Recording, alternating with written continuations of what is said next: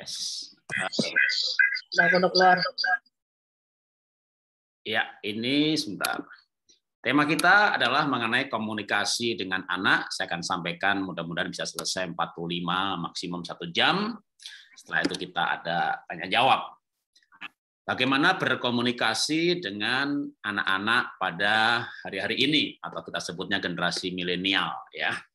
Problemnya adalah anak nggak mau dengerin orang tuanya ngotot mau bicara. Kalau itu bapak, ya, kalau ibu kadang bukan ngotot, tapi berulang-ulang hal yang sama, disetel terus seperti siaran ulang pagi, siang, sore, malam, kalimatnya sama, marahnya sama, nadanya sama, sampai akhirnya ya andaikan anak secara fisik nggak tutup telinganya gitu ya, tapi mungkin berkata dalam hati, emangnya gue dengerin, banyak ngomong lu, emangnya gue dengerin gitu ya dalam hati. Nah, lalu banyak bapak-bapak cukup pinter, bukan hanya pinter, rohani lagi ya, cukup rohani.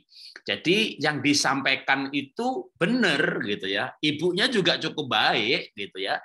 Yang disampaikan itu benar, tapi apa yang dikatakan sama anak-anak? Saya tuh nggak suka cara mamah bicara. Saya tuh nggak suka cara papa berbicara. Jadi rupanya kontennya sudah benar, isi nasihatnya nggak salah. Ya, tapi cara bicaranya gitu ya, apalagi isinya salah. Kalau isinya salah, wah lebih parah gitu ya, wah mama nggak ngerti apa-apa, nggak usah didengerin lah, namanya orang ngoceh gitu ya, setan bicara masa mau dengerin, wah itu parah gitu ya. Ini enggak nih, orang tuanya bener, wah jemaat orang Kristen ya kan, tapi anak nggak suka caranya. Nah, kita akan belajar juga nanti bagaimana cara berbicara. Berbicara harus jelas, berbicara harus ramah. Nah, ini kalau lagi marah tentunya susah ya. Lagi emosi, gimana mau ramah gitu ya.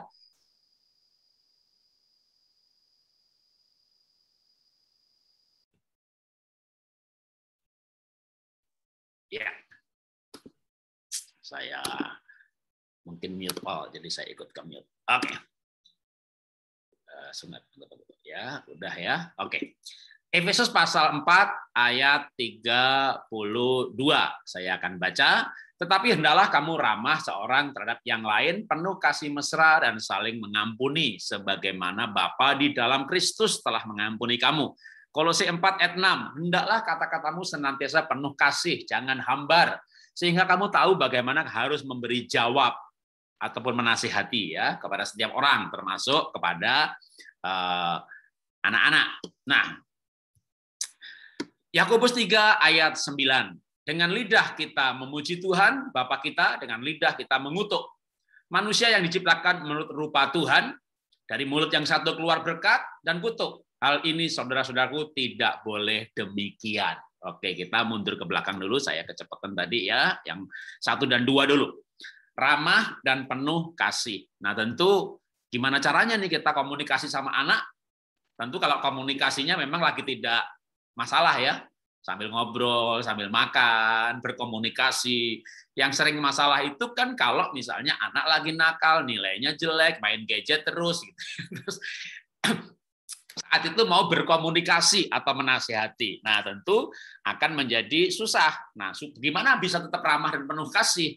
Maka harus ada trik mengendalikan emosi. Jadi kalau lagi emosi, ya jangan bicara dulu. Jangan nasihati dulu, jangan komunikasi dulu, karena kalau komunikasi nanti pasti akan emosi dan justru tidak masuk. Jadi kalau lagi emosi, tunda, ya tunda 1 jam, 2 jam, atau tunda begitu emosi. Saya mesti ngomong nih, oke nanti sore aja dah, nanti habis sore, habis makan saya mau bicara, gitu ya. Jadi menunda nasihatnya nanti, karena kalau ditunda 1-2 jam tuh mestinya anak nggak mati, kayak minum obat aja gitu ya. Jadi kita bisa menunda. Tapi kalau misalnya ya antar keburu lupa gitu, bukan lupa sih, nanti malah tidak emosi. Kalau benar mesti sekarang ini mumpung ingat, ya udah masuk kamar mandi dulu atau masuk kamar dulu, Tuhan tolong gitu ya. Jadi bisa supaya nanti kita tidak emosi. Nah, saya lanjutkan lagi yang ayat yang tadi ya saya akan tampilkan. Pertama, tidak emosi, lalu yang kedua, berpikir sebelum berbicara. Kenapa demikian? Ya ini tadi firman Tuhan yang kita baca bahwa kita nggak boleh dari lidah yang sama, dari mulut yang sama itu berkat dan kutuk. Nah, kita tanpa sadar kadang terjadi. Kalau nggak terjadi, ya Alkitab nggak menulis ayat ini.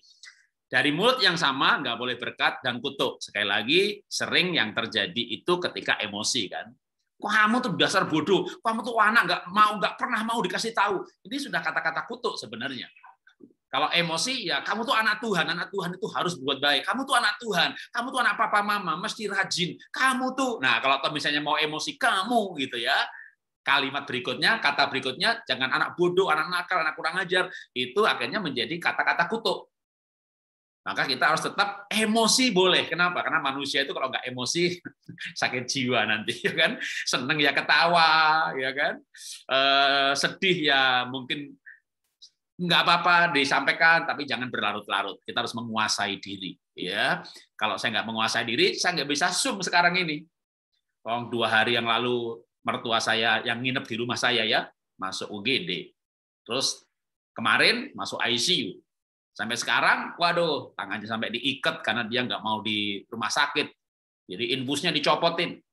Lalu karena tangannya gerak terus, ya dekat dadanya dilobangin buat infusnya masuk dari dada, udah dipasang begitu. Ini istri saya ya lagi di rumah sakit gitu ya.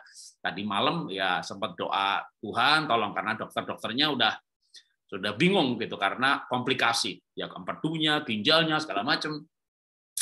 Saya bisa larut dalam emosi atau kesedihan. Tapi saya memilih untuk menguasai diri. Ya, saya nggak boleh sambil seminar begini wajah saya sedih.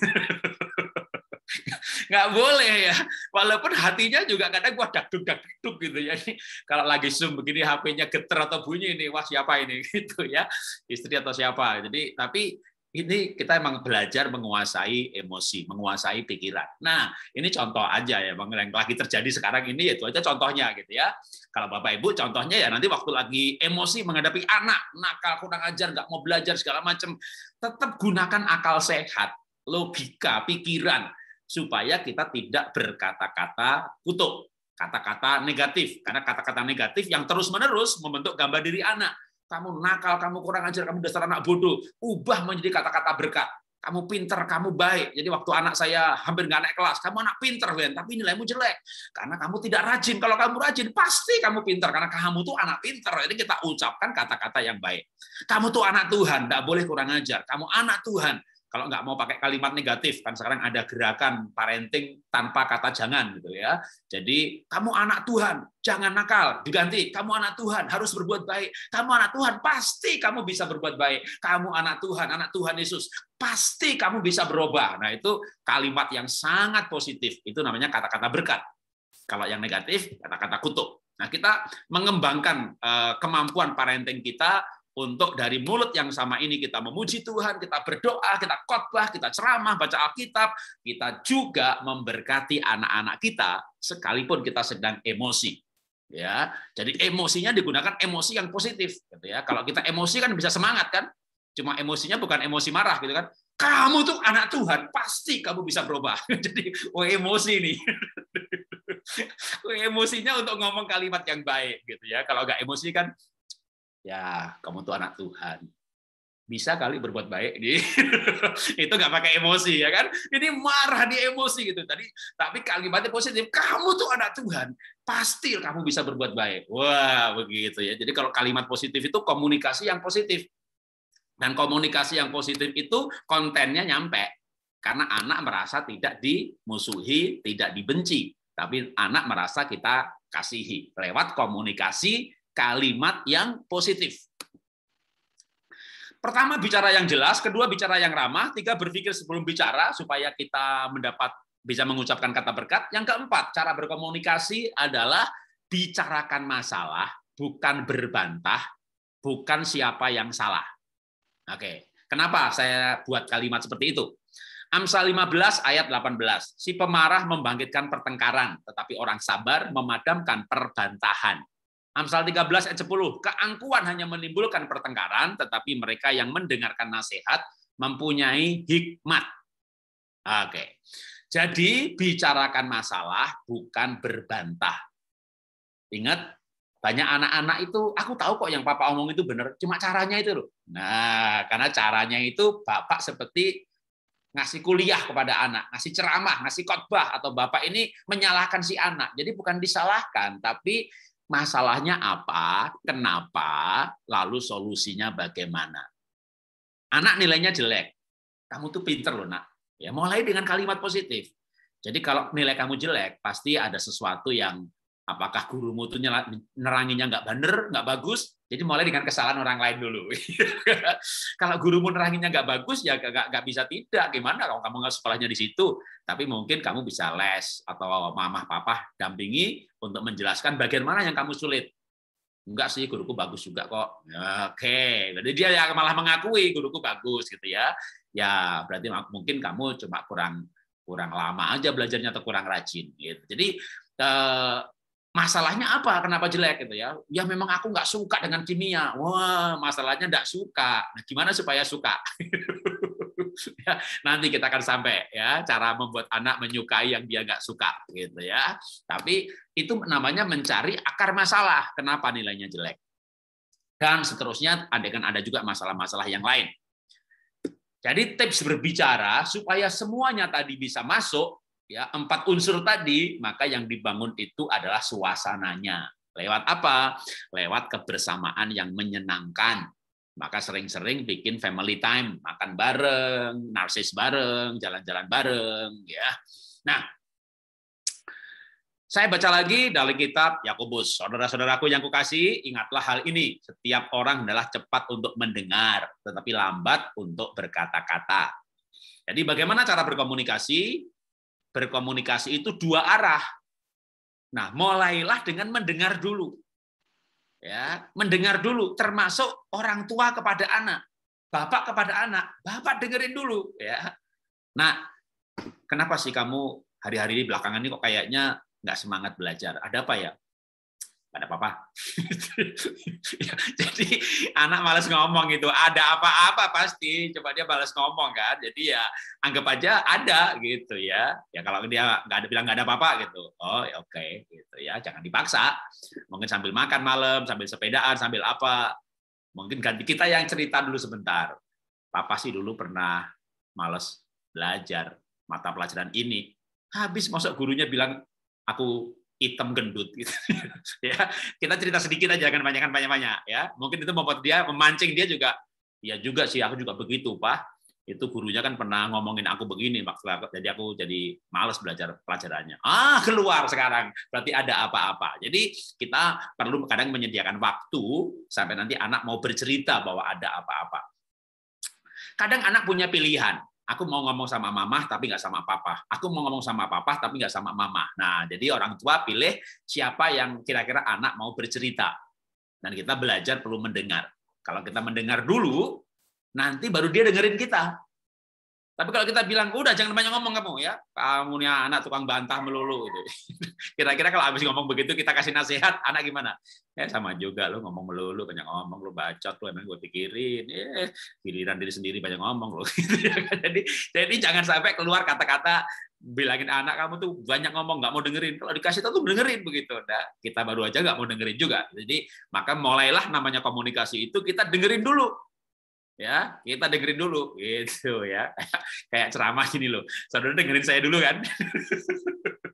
Nanti baru saya dengar pertanyaan Anda gitu ya. Gimana kalau Anda tiba-tiba angkat tangan? Pak Jarod, jangan banyak ngomong. Jadi orang itu didengerin itu enak, terutama bagi orang yang suka ngomong ya. Jadi belajarlah untuk mendengarkan terlebih dahulu, mendengarin istri dulu, suami dulu, pokoknya mendengarkan lawan bicara, lawan komunikasi kita. Dengan siapa kita hendak berkomunikasi, memang logikanya namanya mau komunikasi. Ya saya tuh mau bicara gitu. Tapi hukumnya tuh hukum komunikasi itu jangan banyak ngomong, dengar dulu baru ngomong gitu loh. Itu hukum komunikasi. Tapi komunikasi itu memang mau ngomong, tapi hukumnya adalah jangan cepat ngomong, cepat dengerin. Jadi dengerin dulu baru ngomong gitu. Itu hukum komunikasi. Maka belajarlah untuk dengerin. Baik dengerin masalah atau dengerin anak cerita gitu ya. Biar anak cerita aja, cerita. Nanti kita ngasih nasihat dikit. Dia cerita lagi, tapi kita harus belajar untuk mendengarkan. Biasanya putusnya komunikasi ketika kita mulai berhenti mendengarkan. Maka kita harus kembali mulai memberikan telinga untuk mendengarkan. Menyelesaikan masalah. Jadi anak itu butuh solusi, bukan butuh disalahkan. Maka betul-betul fokusnya gitu ya, ketika anaknya bertengkar dengan temannya. Lalu kita tanya, selidiki. Nah, kamu tuh yang salah gitu. Itu jangan. Kalau kita menyelidiki, kesimpulannya nggak usah. Biar anak yang mengambil kesimpulan. Jadi nanti kita langsung pada solusi aja. Kalau gitu gimana ya baiknya ya? Apa kalau papa sih usul mungkin kamu baik-baikin aja lah dia lah, atau kamu minta maaf gitu ya. Jadi langsung pada solusi. Kalau kita bilang kamu minta maaf kan dia artinya kamu tuh salah kan gitu kan. Tapi nggak usah bilang kamu tuh salah. Tapi solusinya adalah ya dia juga punya salah, tapi ada baiknya kamu minta maaf, nanti kan dia juga minta maaf sama kamu. Ini sudah lebih mending karena langsung pada solusi bagaimana memperbaiki relasi dengan temannya. Jadi itu namanya mencari solusi, bukan mencari siapa yang salah. Tidak ada masalah yang tidak bisa diselesaikan dengan membicarakannya. Asal hati tidak emosi, pikiran dan tetap tenang. Jadi yang paling penting untuk berkomunikasi itu tidak emosi, ya. Sehingga komunikasi menjadi media untuk menyelesaikan masalah. Tapi kalau emosi, komunikasi malah memicu pertengkaran. Jadi komunikasi itu malah bisa memicu masalah baru. Itu kalau emosi. Oke, kita lanjutkan lagi. Ketika Tuhan ya dilibatkan dalam menyelesaikan masalah, dengan cara apa? Menyerahkan dan percaya pada tuntunan Tuhan lewat kepala keluarga dalam doa bersama. Pasti ada jalan keluar yang bijaksana. Nah, ini saya bukan hanya soal komunikasi, tapi lompat ke masalah lompat ke solusi jika sempat terjadi ada masalah komunikasi, masalah pertengkaran, percekcokan, berantem. Sebaiknya memang keluarga itu punya mekanisme, punya sistem, ya, sistem untuk menyelesaikan masalah, yaitu mesbah keluarga. Jadi kadang-kadang kalau kita minta maaf sama anak itu canggung ya. Nanti minta maafnya dalam doa aja, ya. Waktu mesbah keluarga, bapak minta maafnya dalam doa. Tuhan, saya minta ampun Tuhan hari ini karena emosi sehingga marah berlebihan sama anak. Beri aku hikmat bijaksana untuk menjadi ayah yang lebih baik lagi, gitu ya. Jadi kita minta maafnya sama Tuhan. Itu nggak apa-apa gitu ya. Atau anak bertengkar. Nah, waktu bertengkar itu kita dalam mesbah keluarga itu, yuk kita saling memberkati. Sehingga akhirnya hari itu akan selesai di dalam damai sejahtera. Dan komunikasi akan terus berlanjut di dalam keluarga. Karena yang penting itu bagaimana membawa keluarga ini suasana komunikasinya itu tetap terjalin. Nah, lanjutkan lagi. Saya baca lagi firman Tuhan. Di dalam Yakobus ya ada nasihat demikian. Dan jikalau ia telah berbuat dosa, maka dosa itu akan diampuni. Karena itu hendaklah kamu saling mengaku dosa dan saling mendoakan supaya kamu sembuh. Jadi saling mendoakan, saling mengaku dosa. Nah, ini yang harus ada, esensi ini di dalam mesbah keluarga tadi. Ketika anak nakal, tapi mungkin anak nakal karena dia punya perasaan, punya pikiran, punya pengalaman bahwa papahnya emosional, papahnya nggak perhatian. Nah, gimana kalau misalnya bapak dan anak itu saling mendoakan, saling mengaku dosa, bahkan kalau tadi di sebelum saling mendoakan itu saling mengaku dosa dulu. Kalau memang ada dosa ya, tidak selalu harus, tapi kalau terjadi maka memang baik orang tua atau anak yang sadar duluan, yang dewasa, yang minta maaf duluan, lalu saling mendoakan. Nah, ini Alkitab berkata besar kuasanya. Karena sebenarnya masalah-masalah komunikasi itu sulit karena adanya akar-akar pertengkaran yang tak terselesaikan, dan cara menyelesaikannya adalah dengan saling mendoakan. Maka kalau nggak tiap hari, seminggu sekali juga nggak apa-apa, mesbah keluarga ya, nggak jadi beban yang rutinitas, tapi menjadi tetap ada media di mana keluarga saling mendoakan ya. Efesus 4 ayat 32. Tetapi hendaklah kamu ramah terhadap yang lain, penuh kasih mesra dan saling mengampuni. Sebagaimana Allah dalam Kristus telah mengampuni kamu. Relasi yang kuat dibangun lewat interaksi yang berkualitas, yaitu relasi yang kuat itu penuh kasih mesra. Lalu gimana kalau dalam parenting? Dalam aplikasi ayat ini, dalam parenting, relasi yang kuat itu dibentuk lewat kualitas. Dalam arti kalau punya anak 3 kayak saya, gitu ya, ya mungkin kita perlu sekali-sekali bukan pergi sekeluarga, tapi perginya berdua. Ibu sama anak laki-laki berdua, ibu sama anak perempuan berdua. Nanti ganti bapak sama anak laki-laki berdua, bapak sama anak perempuan berdua. Kami sering lakukan hal ini. Untuk apa? Untuk membangun kualitas relasi atau relasi yang penuh kasih mesra. Nah, di dalam relasi yang berkualitas inilah kita baru bisa berbicara mengenai nilai-nilai, memberikan nasihat. Komunikasi menjadi mudah. Cuma masalahnya punya anak usia-usia seperti gambar ini waktu anak-anak saya SMP, SMA, yang paling kecil waktu itu SMP, nomor 2 SMA, paling besar udah mulai kuliah.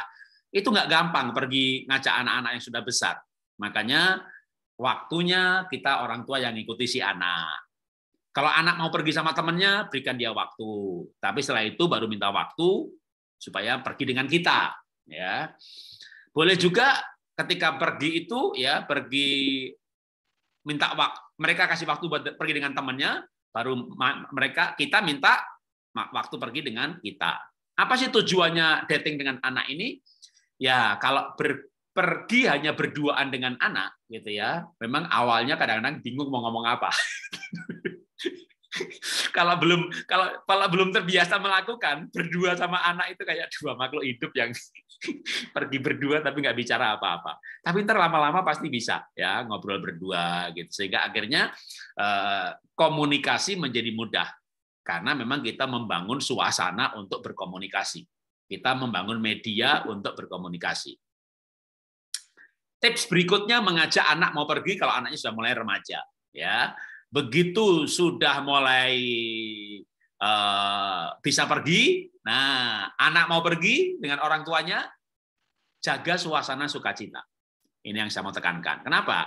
Sering anak diajak pergi susah, begitu mau pergi, gitu ya. Wah, Kak, sekarang mau pergi nih, mumpung ini anak mau pergi sama kita, ya kan? Jadi ibunya begitu duduk makan, pesen makanan, mumpung pergi sama anak. Nah, lalu ibu berbicara, "Nak, kamu besar menjadi apa sih?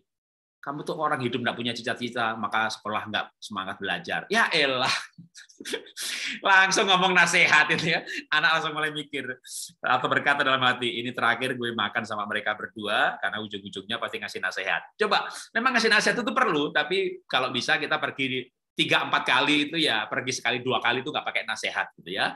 Ngobrol aja ya. Kamu pesan makan apa tadi? Makanannya ini stick, minumnya cappuccino. Cila milenial sukanya cappuccino, papa kopi tubruk. Jadi kita ngomong selera makan aja udah. Jadi walaupun kita udah ngempet nih ya, ngempet banget. Saya mau atur waktu pergi sama anak, jaga, dan dalam pergi bersama itu aku mau kasih nasihat. Nasihatnya tunda dulu ya, tunda dulu nggak apa-apa. Supaya kecuali nanti sudah hubungannya baik. Kalau hubungannya baik itu bahkan nggak perlu pergi-pergi gitu kan, di rumah ngomong-ngomong aja kan gitu kan. Ini kan masalahnya gimana membangun relasi ketika komunikasi, bagaimana mau berkomunikasi kebalik ketika relasi belum terbentuk, maka kita perlu membangun relasi. Oke. Di dalam relasi yang kuat inilah nilai-nilai kehidupan itu bisa dikomunikasikan ya kepada anak-anak atau generasi berikutnya. Nah, sekarang berbicara berkomunikasi, kita juga perlu mengenal gaya komunikasi berdasarkan keunikan anak. Jadi, berkomunikasi berdasarkan keunikan anak. Nah, secara singkat aja, kan kita tahu bahwa anak itu manusia itu macam-macam ya, pakai ilmunya psikolog temperamen dasar, maka ada kolerik, ada sanguin, ada plekmatik, ada melankolik. Ya, kalau pakai ilmunya foto karakter, misalnya Pak Yakub Isra itu di Indonesia ya, mengembangkan ilmu foto karakter, kolerik itu sama dengan merah. Lalu kalau sanguin sama dengan kuning. Kalau plekmatik sama dengan hijau, melankolik sama dengan biru. Atau pakai ilmu kalau di Indonesia Pak Bambang Sumanjaya itu family discovery, ya dia namanya coach perilaku gitu ya. Jadi kecenderungan perilaku dominan, ya dominan itu ya kolerik. DISC dominan, intim, stabil, cermat. Dominan ya kolerik. Intim, sanguin, stabil, pragmatik, cermat, melankolik. Jadi itu keunikan anak. Nah sekarang ini di Google banyak tes-tes gratis untuk seperti ini ya. Nanti kalau ada yang nggak tahu linknya, Pak Jarod minta dong link Google-nya untuk tes gratis DISC, foto karakter dan temperamen dasar sekaligus tiga-tiganya. Oke, nanti tak kasih ke panitia bisa sebarkan ke jemaat ya. Nah, tujuannya apa? Tujuannya supaya kita memahami tiap-tiap anak berbeda, lalu berkomunikasinya berbeda. Contohnya, kalau punya anak kolerik atau warnanya merah gitu ya. Nih, kalau ini gambar empat-empatnya. Paling depan yang paling pecicilan ini si kuning, nggak bisa diem, maunya di depan, maunya suka maju gitu ya. Itu namanya sanguin, kuning ya kan. Ini si merah nih, mukanya muka marah gitu ya. Si hijau cuek gitu ya. Melankolik di belakang, kadang-kadang nggak suka tampil, si cermat. Oke. Si kolerik ini sukanya dihargai. Makanya berikan penghargaan dulu ya, baru memberi nasihat. Kalau sanguin, berikan pujian dulu, baru dikasih nasihat. Karena orang sanguin itu suka dipuji, ya kan? Kalau si pragmatik itu nggak bisa dimarahi, kayak marahi tembok, ya. Tapi dia butuhnya dimotivasi, berikan dia rasa aman. Bagaimana sih melankolik? Melankolik ini butuh waktu menyendiri, me time, tapi dia bisa berubah, ya, dengan cukup bagus kalau orang melankolik tuh biasanya kalau nggak teliti, seni, art. Nah, berikan waktu buat artnya. Tapi jangan dimarahi kalau dia pandai menyanyi di rumah, tapi di sekolah nggak mau nyanyi gitu, karena memang dia melankolik. Ya. Nah, itulah beberapa hal yang saya sampaikan bagian pertama ini. Ya. Karena nanti kalau pas tanya jawab, mungkin saya akan ada menjawab itu dengan beberapa slide yang sudah saya duga. Sudah saya duga akan muncul pertanyaan-pertanyaan dalam bidang itu gitu ya. Nah, nanti saya akan berikan juga masih tinggal sedikit sih, tinggal 2 slide lagi aja mengenai keunikan anak. Tapi kita sampai di sini dulu supaya kita bisa lebih banyak di tanya jawab ya. Sekarang 10.40 ya. Jadi waktunya bisa lebih banyak, kita bisa berdialog. Saya kembalikan ke Pak Monang atau siapa moderatornya. Tuhan memberkati. Terima kasih Pak Jarod.